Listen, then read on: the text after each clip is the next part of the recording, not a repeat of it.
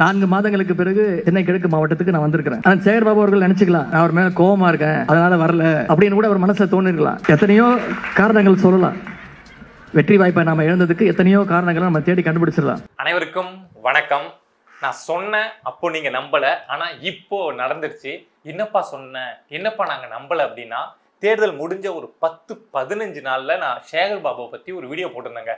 சேகர் பாபு வந்து திமுகவுடைய தலைமை குடும்பத்தை மீட் பண்ண போனாரு. நம்ம எம்.கே. ஸ்டாலின், உதயநிதி, துர்கா ஸ்டாலின் எல்லாம் மீட் பண்ண போனாரு.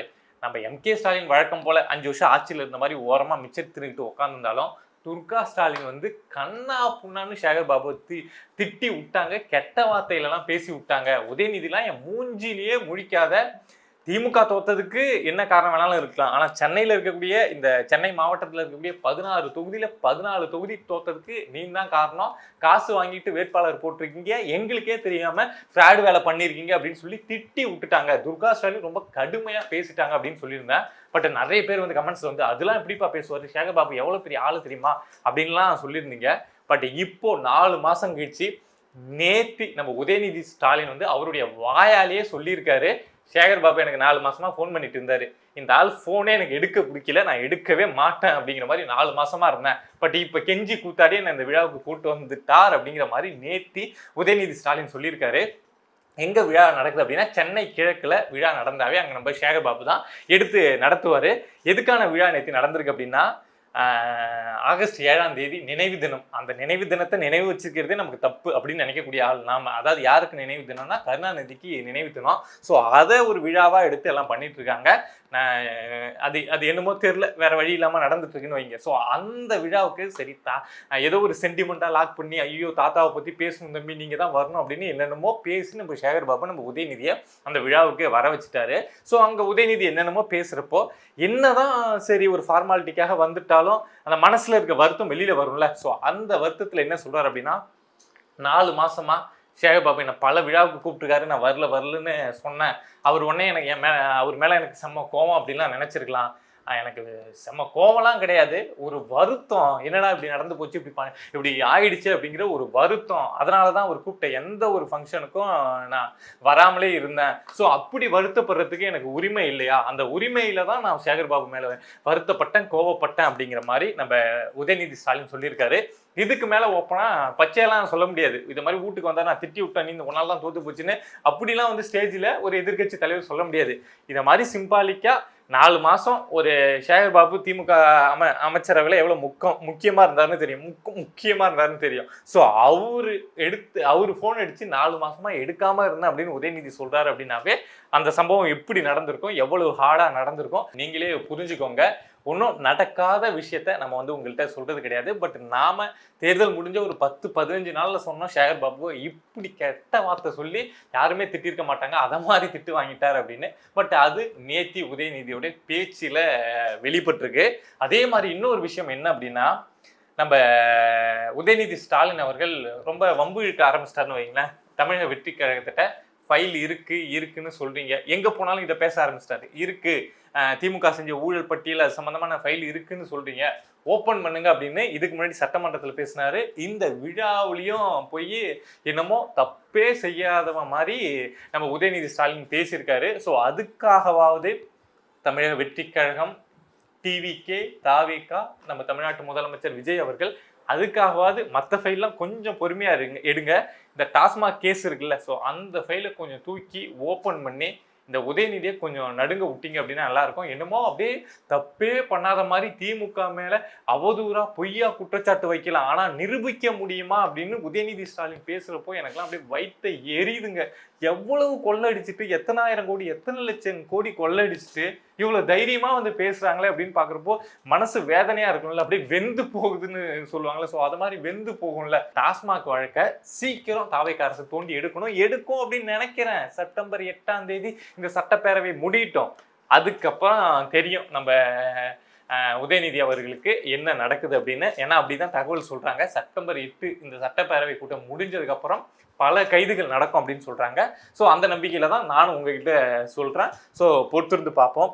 இன்னொரு விஷயம் என்ன அப்படின்னா, நேத்தி அசம்பிளியில வந்து தமிழக வெற்றி கழகம் நிறைய அதிரடியான அறிவிப்புகள், பரந்தூர் விமான நிலையம் அந்த திட்டமே ரத்து பண்றோம், இந்த சிலிண்டர் வந்து வருஷத்துக்கு 3 சிலிண்டர் 6 சிலிண்டர்னு சொல்லியிருந்தோம், 3 சிலிண்டர் கொடுக்குறோம் அப்படின்லாம் நிறைய விஷயங்கள் சொல்லியிருந்தாங்க.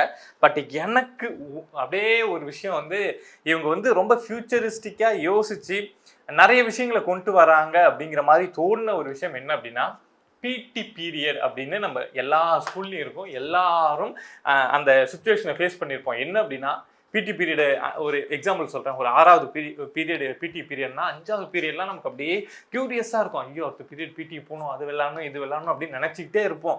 எப்படா அந்த பீரியட் முடியும், நம்ம உடனே கிரவுண்டுக்கு போகலாம் அப்படின்னு வெயிட் பண்ணிட்டு இருப்போம். பட் என்ன நடக்கும்னா, 5வது பீரியட் முடிஞ்ச உடனே அங்கேருந்து பிடி சார் வராருன்னா, பிடி சார் கூடவே இன்னொரு மேமோ இன்னொரு சாரோ வந்துட்டு, இந்த பீரியட் வந்து பிடி வேணாம், நான் சோஷியல் சயின்ஸ் எடுத்துக்கிறேன், இல்லை நான் கம்ப்யூட்டர் சயின்ஸ் எடுத்துக்கிறேன், இல்லை நான் கெமிஸ்ட்ரி எடுத்துக்கிறேன், இல்லை மேக்ஸில் ரொம்ப வீக்காக இருக்கீங்க நான் மேக்ஸ் எடுத்துக்கிறேன் அப்படின்னு சொல்லிட்டு ஏதாவது ஒரு சார் வந்து அந்த பிடி பீரியடை இல்லாமல் பண்ணிடுவாங்க.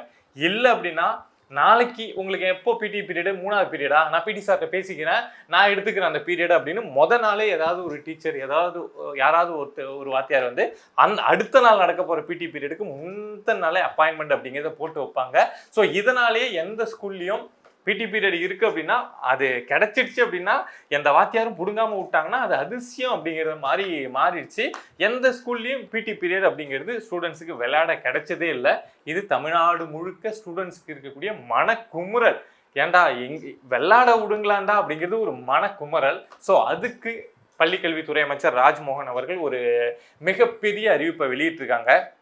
என்ன அப்படின்னா, எல்லா பள்ளிகள்லையும் பிடி பீரியட்னு இருந்தால் அந்த பிடி பீரியடில் விளையாட தான் விடணும், மற்ற கிளாஸை நான் மாற்றி எடுத்துக்கிறேன், மேக்ஸ் எடுத்துக்கிறேன், ஃபிசிக்ஸ் எடுத்துக்கிறேங்கிற வேலையே இருக்கக்கூடாது அப்படின்னு சொல்லி அரசு தரப்புலேருந்து ஒரு அமைச்சர் ஒரு உத்தரவை போட்டிருக்காங்க. உண்மையாலுமே இது வந்து ஒரு ஸ்கூலில் வந்து ஒரு ஹெட் மாஸ்டரோ இல்லை ஒருத்தவங்களோ வந்து பிடி பீரியட்னா விளையாட விடுங்க அப்படின்னு சொல்லி ரூல்ஸ் போடுறது வேற. ஆனால் தமிழ்நாட்டில் எல்லா பள்ளியிலையும் பிடி பீரியட்னா ஸ்டூடெண்ட்ஸ் விளாடணும் அப்படின்னு ஒரு உத்தரவை கொண்டு வர்றது உண்மையாலுமே அப்படியே நல்லா இருக்குன்னு வைங்களேன்.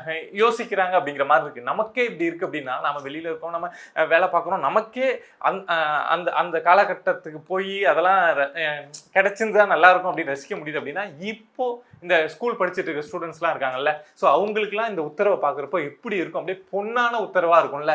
இனிமேல் நம்ம பிடி பீரியட்னா விளையாட போகலாம் அப்படிங்கிற அந்த எண்ணம் இருக்கும்ல.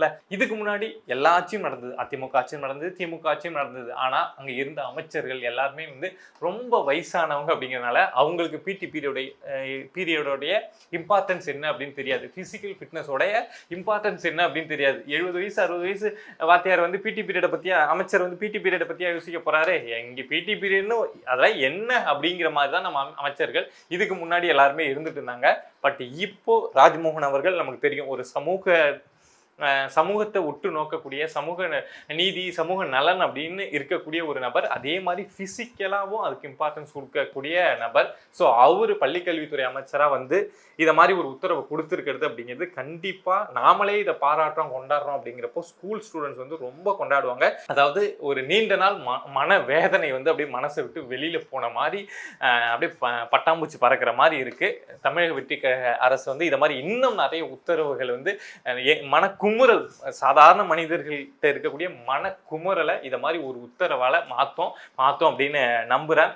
தொடர்ந்து பேசுவோம். இதை மாதிரி நம்மளை சுற்றி நடக்கக்கூடிய விஷயங்களுங்க, அது வந்து அரசியல் சார்ந்த விஷயங்களாக இருக்கலாம், இல்லை சமூக பிரச்சனையாக இருக்கலாம்.